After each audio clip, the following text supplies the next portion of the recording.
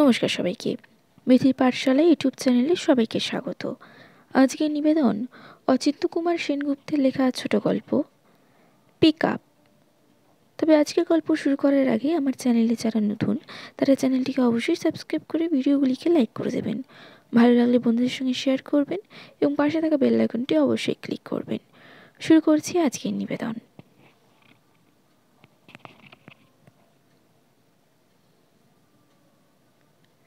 এক গুলি এক চিড়িয়া। রামেন্দ্র প্রায় হুঙ্কার করে উঠল। তার মানে? গঙ্গাধর তাকিয়ে রইল বিহ্বল হয়ে। মানে এক বক্তা এক গাড়ি। বুঝলেন ব্যাপারটা? বুঝেছি, হাসল গঙ্গাধর। বোঝেননি? সেবার কি হয়েছিল তবে শুনুন। শুনতেই হবে, যখন গঙ্গাধর উপযাচক হয়ে এসেছে বাড়িতে। সেবার একই গাড়িতে আমাকে আর মাঠের কোন এক সাধুকে যুগল বক্তারূপে নিয়ে গেল। রামেন্দ্র বলতে লাগলো, সে কোথায় শুনুন। ধ্যাত্তেরা গোবিন্দপুর। ব্যারাকপুর ছাড়িয়ে রেল লাইন পেরিয়ে এসে এক অজপাড়াগা। পাণ্ডবদের টুটচাটের বাইরে। ভাবলাম সাধু সঙ্গ যাতায়াত নির্বিঘ্নই হবে, কিন্তু কিভাবে বিপদটা যে এলো ভাবতেও পারবেন না। কেন অ্যাক্সিডেন্ট? উপযাচক যখন ভাবতে চেষ্টা করলো গঙ্গাধর। ওসব মামুলি কিছু নয়, অভিনব। আবার খেই ধরল রামেন্দ্র। দুজনে গল্প করতে করতে বেশ একসঙ্গে গেলাম। বাঁয়ে শেয়াল দেখেছিলাম, কিছু আটকালো না। সভায় আমি প্রধান অতিথি, সাধু বাবা সভাপতি। ফেরার পথে ডাইনে যেন সাপ দেখি। সমস্ত শুভ হয় এই কামনা করে উঠলাম বক্তৃতা দিতে। কিন্তু আমি যদি যা ঘণ্টা খানেকের মধ্যে শেষ করলাম, সাধু বাবা 2 ঘণ্টারও ক্ষান্ত হয় না। ভাবলে আমি বুঝি বা পাদপ্রদীপের সমস্ত আলো নিয়ে নিলাম। তাই একেবারে মশাল জেলে ধরলে, বক্তৃতার মশাল। লোকেদের বললাম 9টা বেজে গেছে, এবার আমাকে বাড়ি নিয়ে চলুন। তারা বললেন, ওর বক্তৃতা শেষ না হলে যাই কি করে? দেখতেই পাচ্ছেন আমাদের মোটে 1খানা গাড়ি, দুজনকে একসঙ্গে ফিরিয়ে দেব। তার মানে সাধুবাবা যদি এখন রাত 10টা পর্যন্ত চালায়, আমাকে রাত 10টা পর্যন্ত বসে থাকতে হবে। 11টাও পর্যন্ত হতে পারে।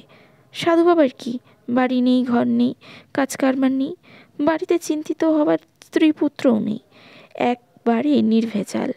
তার সঙ্গে কি আমার তুলনা চলে? তা কি করবো বলুন? আমরা নিরুপায়। আমাদের 2 পাখি এক ঢিল, যাবৎ বাঁচি তাবৎ শিখি। তাই ঠিক করেছি, রামেন্দ্র নিষ্ঠুর মুখে বললে, এক বক্তা এক গাড়ি, এক গুলি এক চিড়িয়া। ঠিক আছে। নম্রতার গলে গিয়ে হাসল গঙ্গাধর। আপনার জন্য 1খানা গাড়ি থাকবে। আপনি প্রথমেই বলবেন, আর আপনার বক্তৃতা শেষ হবার মাত্রই আপনি চলে আসবেন। কারোর জন্য আপনাকে ডিনটেট হতে হবে না। সেবার আবার কি হয়েছিল দিদি শোনেন। বক্তা যখন অনেক কিছুই বকবে, জিভ ছোটাবে, গঙ্গাধর তাই উৎসাহ দেখালো না। বললে, আপনি চিন্তিত থাকুন, আমি গাড়ি নিয়ে আসব, ফিরিয়ে দিয়ে যাব। একক গাড়ি? তর্জনী তুললে রামেন্দ্র। ঠিক দিনে ঠিক সময়ে গঙ্গাধর গাড়ি নিয়ে এলে। গাড়িতে গঙ্গাধর আর ড্রাইভার। রোদ ধরে মোটর প্রায় 2.5 ঘন্টার পথ। সন্ধ্যা 6টার সময় সভা, তাই বেলা 3টে নাগাদ বেরোলো, যদি সভায় পৌঁছে থেকে অগ্রিম চা খেয়ে নিতে পারবে। খরর রোদে সারা শহর জর্জর। শহর না পেরোলে সাপশিয়াল দেখা যাবে না। শহরের ভিতরেই যদি একটা শ্মশান যাত্রা দেখা যায়। শ্মশান যাত্রা নাকি শুভযাত্রা। গঙ্গাধর সম্ভ্রান্ত ড্রাইভারের পাশে না বসে রামেন্দ্রর পাশেই বসেছে। হেসে খেলে মনসুখে ভেসে চলেছে গাড়ি। চিত্তরঞ্জন দিয়ে যেতে যেতে হঠাৎ গাড়ি বউবাজারের দিকে গোঁত খেল। ওদিকে কি? আঁতকে উঠল রামেন্দ্র। বউবাজার থেকে মালা আর সন্দেশ কিনে নেব। অর্থপূর্ণ চোখে তাকালো গঙ্গাধর। ভবানীপুর থেকে সন্দেশ আর মার্কেট থেকে মালা কিনে নেওয়া যেত অনায়াসে। তাহলে বউবাজারের বিপথে ঢুকতে হতো না। কিন্তু এ নিয়ে বিপত্তি করতে গেল না রামেন্দ্র। যেহেতু 2টো জিনিসই হয়তো তার জন্যে, আর যে ধন তোমারে দিবে সেই ধন তুমি। গঙ্গাধরের হাসি হাসি মুখ সেই ইশারাই দেয়। মালা সন্দেশ কেনা হলো। গাড়ি কোথায় কলেজ স্ট্রিট দিয়ে বেরিয়ে যাবে তা নয়, চলল শিয়ালদার দিকে। ওদিকে কি? আঁতকে উঠল রামেন্দ্র। একটু আমহা স্ট্রিটে যাবে। কেন? সেখানে আবার কি কিনবেন? কিছু কিনবো না। তবে তর্কভূষণ মহাশয় যাবেন বলেছিলেন। কে তর্কভূষণ? বিনোদেশ্বর তর্কভূষণ। তিনি যাবেন কেন? তিনি বক্তা? রামেন্দ্র প্রায় চৌচির হওয়ার দখিল। না না, বক্তা নন, তিনি শ্রোতা। গদগদ সুর আনল গঙ্গাধর। অনেকদিন ধরে তিনি আপনার বক্তৃতা শুনতে চাচ্ছেন, সুযোগ হচ্ছে না। আজ যখন সুযোগ হয়েছে। তবু নরম হলো না রামেন্দ্র। বললে, ফিরবেন কিসে? এই গাড়িতে? না না, ওখানে তার মেয়ের বাড়ি। রাত্রে সেখানেই থাকবেন, সকালে ট্রেনে ফিরবেন। দেখবেন, প্রতিশ্রুতি মনে করিয়ে দিল রামেন্দ্র। আমার কথায় খেলাপ হবে না কিছুতে। গঙ্গাধর চোখ মুখ গম্ভীর করল। আপনার স্লোগানটা মুখস্থ হয়ে গেছে, এক বক্তা এক গাড়ি, এক গুলি এক চিড়িয়া। তর্কভূষণের বাড়ির সামনে গাড়ি দাঁড়ালো। গঙ্গাধর বাড়ির ভেতরে গেল তাকে খবর দিতে, উজিয়ে আনতে। প্রায় আধ ঘন্টা হয়ে গেল, তবু তর্কভূষণের দেখা নেই। গঙ্গাধরও বেপাত্তা। গাড়ির মধ্যে দগ্ধ হতে লাগলো রামেন্দ্র। শিঙে ফোঁকো, হর্ন দাও। ড্রাইভারকে তপ্ত করলো, আশু ফল হলো না। সেবার জ্যোতিষপ্রসাদকে নিয়ে যেতে কি যন্ত্রণা। বাইরে এমনই গাড়িতে বসে আছে রামেন্দ্র, কিন্তু ভিতরে যতীন্দ্রপ্রসাদ হচ্ছে না। সাজগোজ করছে, চুল আঁচড়াচ্ছে, কুঁচায় চুনোর দিচ্ছে, জুতোয় পালিশ আর মুখে স্নো পাউডার ঘষছে।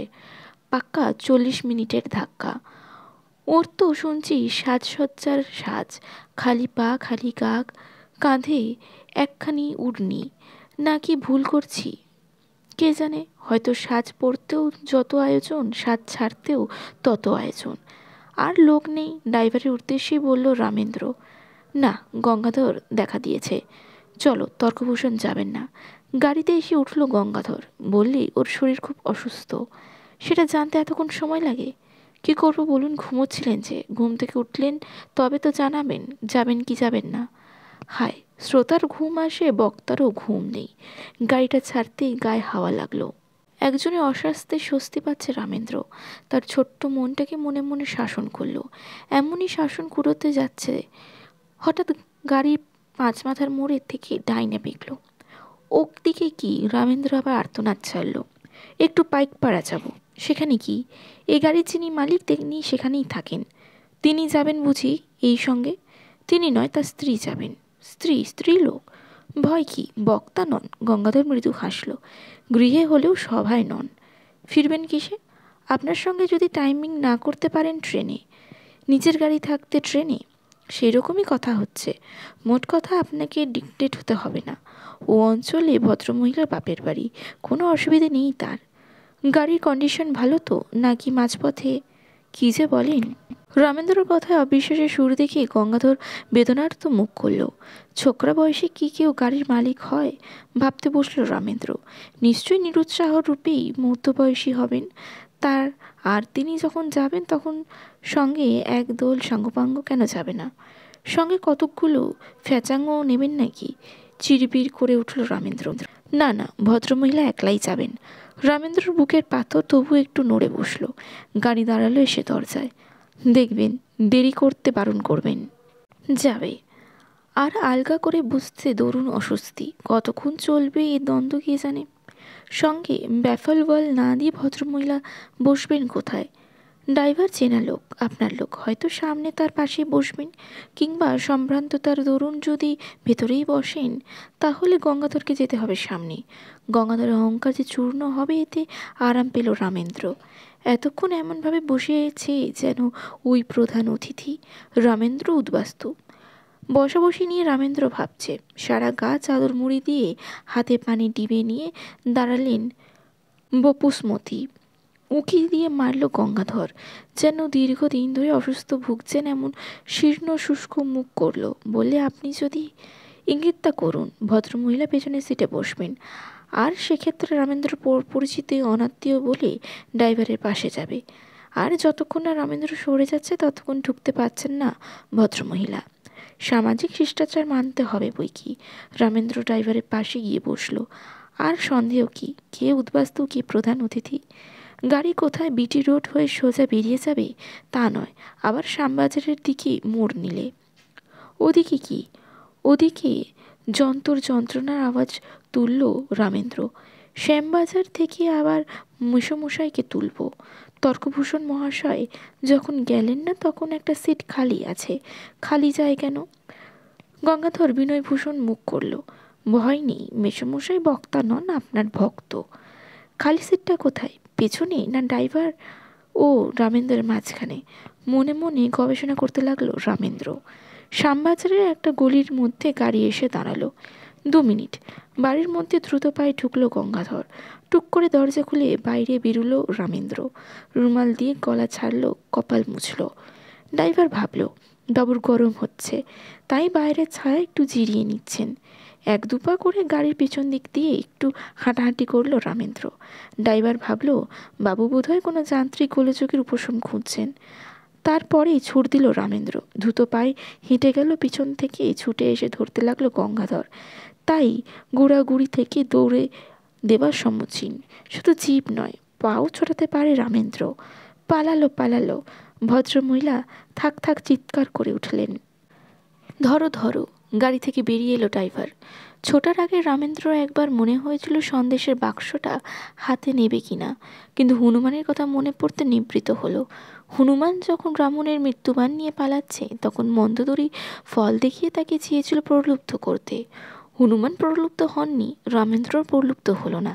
ওর সন্দেশ গঙ্গাধরীর থাক, আর ওর মেসোমশাই যদি প্রধান অতিথি হন তাহলে মালা তিনিই পরবেন। চেঁচামেচি শুনে গঙ্গাধরও বেরিয়ে এসেছে। শুনুন শুনুন, পেছনে ছুটতে লাগলো গঙ্গাধর। আওয়াজ আরও উচ্চে উঠল। এক্ষুনি পালালো, ছোকরা বেরিয়ে এলো। কি বলতে কি শুনবে ঠিক কি, হয়তো বা চোখ ভাববে নয় তো গাড়ি চাপা দেওয়া ড্রাইভার, বক্ষে রাখবে না, মেরে থাক থাক করে দেবে। বড় বাস্তব পাড়াতেই একটা বাস পেল রামেন্দ্র।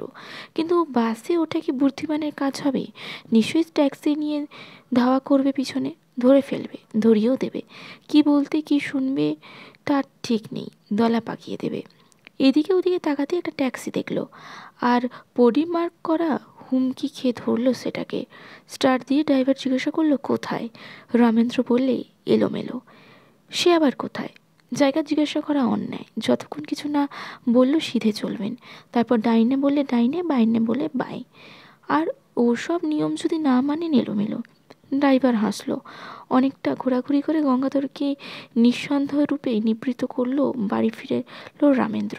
বাড়ি ফিরতে 2 তরুণীর সঙ্গে দেখা।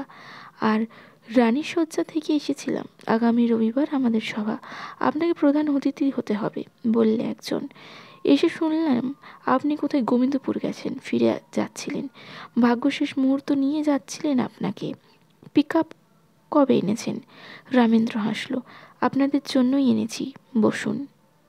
আমরা কত ছোট, আমাদের আপনি বলছেন না বললে প্রথমা। আমার নাম সুমিত্রা, আর একজন বন্ধু যুথি। দমদমে আমাদের সংঘ, সেখানেই যেতে হবে। আপনাদের গাড়ি আছে? সে আমরা জোগাড় করব, গাড়ি না পেয়ে ট্যাক্সি করব বললে সুমিত্রা। হ্যাঁ, ট্যাক্সিই ভালো, কিন্তু কে নিতে আসবে? আমরা দুজনেই নিতে আসবো বললে যুথি। আমাদের সঙ্গে কোনো ছেলে নেই। ভালো কথা, তাই আসবেন। আর যাবার পথেই মীরার দিকে পিক আপ করে নেবেন বললে সুমিত্রা। আর অলকা দিয়েও যেতে পারেন, যুথি যোগ করলো। তাহলে আপনাদের কাউকে যে ড্রাইভারের পাশে বসতে হয়। তা বসবো, সুমিত্রা বললে। আমাদের অমন কুসংস্কার নেই। রামেন্দ্র জানে ট্যাক্সি আসবে না, স্টেশন ওয়াগন আসবে।